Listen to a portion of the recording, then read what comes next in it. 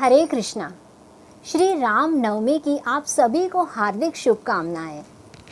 प्रेम, समर्पण, ज्ञान, करुणा, आदर्श और मर्यादा के प्रतीक रघुवंशी दशरथ नंदन सीतापति मर्यादा पुरुषोत्तम श्री राम नाम की आज हम महिमा को जानते हैं।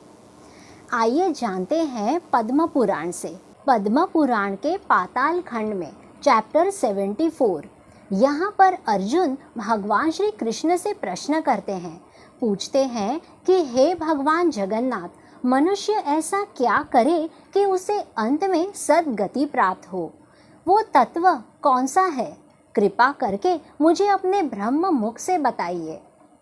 तब भगवान श्री कृष्ण कहते हैं कि मंगलानि गृहे तस्य सर्वसौख्यानि भारत अहोरात्र च येनाक्तम राम इत्यक्षरम।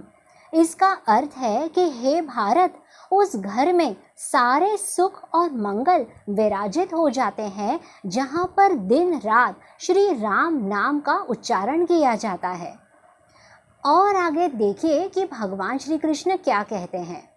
भगवान कहते हैं कि गंगा, गया, पुष्कर, काशी, प्रयाग ये सारे तीर्थ श्री राम नाम के समक्ष कुछ भी नहीं है। इसके आगे भगवान श्री कृष्ण कहते हैं अर्जुन से, प्रायश्चितम कृतम तेन महापातक नाशनम तपस्यम तम येनोक्तम राम इत्यक्षरम द्वयम। इसका अर्थ है कि उस व्यक्ति ने सारे पापों का नाश कर दिया है और उन सारे पापों का प्रायश्चित भी कर लिया है, सारी तपस्या पूर्ण कर ली है, जिसने श्री राम नाम के इस 2 अक्षर का उच्चारण किया है। अब ऐसे और कई सारे श्लोक हैं जहाँ पर भगवान श्री कृष्ण अर्जुन से और महाराज युधिष्ठिर से श्री राम नाम की महिमा बताते हैं। अब इसी पद्म पुराण के उत्तर खंड में भगवान भोलेनाथ शिव शंभु देखिए माता पार्वती जी से क्या कहते हैं। तो भोलेनाथ कहते हैं, तन्मुखम तु महातीर्थ तन्मुखम क्षेत्रमेव च यन्मुखे राम रमेति तन्मुखम सर्वकाम कामम। इसका अर्थ है कि वो मुख ही एक महान तीर्थ के समान है जो राम नाम का जप करता है। वो मुख ही प्रधान क्षेत्र बन जाता है और सारी इच्छाओं को पूर्ण कर देता है। इसका अर्थ है कि जो व्यक्ति प्रतिदिन राम नाम का जप करता है, उसके मुख से निकले सारे आशीर्वाद भी सत्य हो जाते हैं। अब और आगे देखिए भोलेनाथ जी माता पार्वती से क्या कहते हैं। कहते हैं कि राम रामे रमेति रमे रामे मनोरमे सहस्रनाम तत्तुल्यम राम नाम विरानने।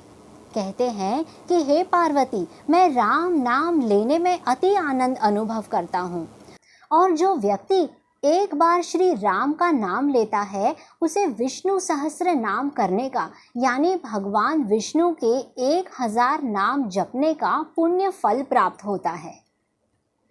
तुलसीदास जी रामचरितमानस में कहते हैं कि राम नाम की औषधि खरी नियत से खाए, अंग रोग व्यापे नाही महारोग मिट जाए। इसका अर्थ है कि राम नाम एक औषधि के समान है, जो प्रतिदिन लेता है उसके अंग में कोई भी रोग प्रवेश नहीं कर सकता, यहाँ तक कि महारोग भी नष्ट हो जाता है।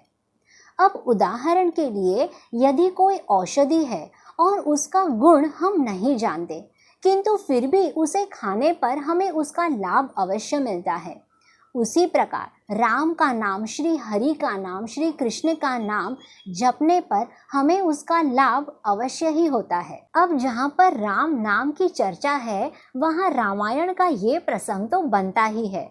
लंका जाने के लिए जब प्रभु श्री राम वानरों की सहायता से सेतु का निर्माण कर रहे थे, तब सारे वानर एक एक पत्थर को उठाते, उस पर श्री राम का नाम लिखते और फिर वे पत्थर समुद्र में तैर जाते।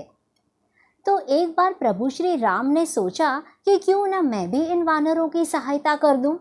इसीलिए श्री राम ने भी एक पत्थर उठाया और उसे समुद्र में डाल दिया, किंतु वो पत्थर तो डूब गया। ये देखकर प्रभु श्री राम को बड़ा आश्चर्य हुआ और वहाँ खड़े हनुमान जी ये सब कुछ देख रहे थे। प्रभु श्री राम ने पूछा कि अरे हनुमान, जो पत्थर तुम वानर डाल रहे हो वे तो तैर जाते हैं, किंतु मेरा डाला हुआ पत्थर तो डूब गया, भला ये कैसे संभव है? हनुमान जी मुस्कुराकर बोले, प्रभु आप तो स्वयं अंतर्यामी हो, सब कुछ जानते हो, फिर भी संसार के उद्धार के लिए मैं बता ही देता हूँ कि जो पत्थर हम वानर डालते हैं उस पर आपका नाम लिखा हुआ है, और आपने जिस पत्थर को डाला है उस पर आपका नाम नहीं लिखा। कि आपके नाम की कितनी महिमा है। और ज़रा सोचिए तो, जिस वस्तु को, जिस व्यक्ति को यदि आप ही उठाकर फेंक दोगे तो भला वो इस संसार सागर को कैसे तर पाएगा? भगवान श्री राम वो है जो सब कुछ अकेले ही करने की क्षमता रखते हैं, किंतु फिर भी युगों युगों तक अपने भक्तों को यश और कीर्ति दिलाने के लिए वे उनसे सहायता लेते हैं। श्री राम राम रघुनंदन राम राम, श्री राम राम भरताग्रज राम राम, श्री राम रणकरकश राम राम, श्री राम राम शरणं भव राम राम, श्री रामचंद्र चरणों मनसा स्मरामि, श्री रामचंद्र चरणों वचसा गृह्णामि, श्री रामचंद्र चरणों शिरसा नमामि, श्री रामचंद्र चरणों शरणं प्रपद्ये। हरे कृष्णा। जय श्री राम।